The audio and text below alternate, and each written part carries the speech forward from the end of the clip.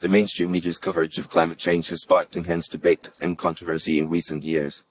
While the issue of climate change is undeniably crucial, some argue that the media's approach to the topic has been leveraged as a tool to oppress Christians. This claim may seem far-fetched at first, but a closer examination of the media's narrative and tactics reveals a disturbing pattern of bias and antagonism towards Christian values and beliefs. One of the primary ways in which the media uses climate change to oppress Christians is by perpetuating a distorted and simplistic narrative that pits Christianity against environmentalism. The media often portrays Christians as being inherently opposed to environmental protection and dismissive of the threats posed by climate change. This caricature is not only inaccurate, but also ignores the complex and nuanced views held by many Christians on the issue.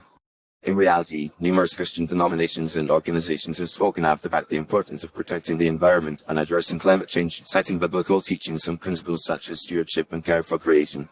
However, these voices are often drowned out by the media's relentless focus on the perceived conflicts between Christianity and environmentalism. By amplifying the views of a vocal minority of Christians who deny the reality of climate change or oppose environmental regulation, the media creates a false narrative that reinforces negative stereotypes and perpetuates division. This not only marginalizes Christian perspectives on the issue, but also undermines the credibility of Christians who are working to address climate change and promote sustainability. Another way in which the media uses climate change to oppress Christians is by promoting a form of eco-religion that supplants traditional Christian values and beliefs.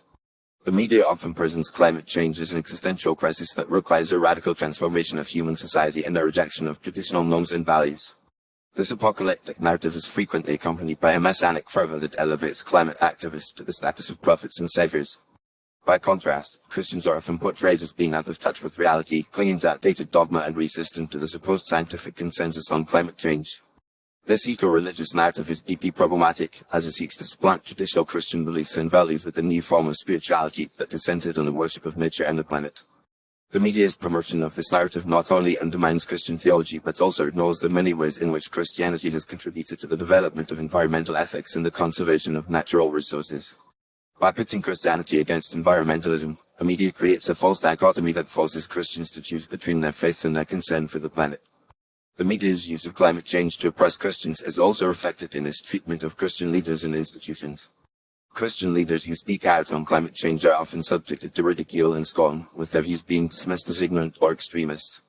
Christian institutions that attempt to engage with the issue of climate change in a nuanced and thoughtful way are often ignored or marginalized, with their efforts being eclipsed by the media's focus on more sensational and conflict-driven stories.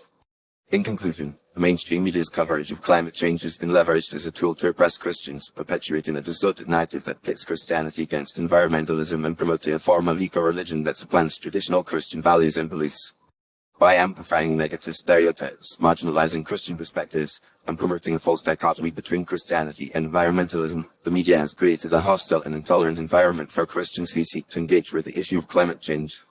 It is essential that Christians and non-Christians alike recognize the media's bias and work to create a more nuanced and inclusive conversation about climate change, one that respects the diversity of perspectives and values that exist within our society.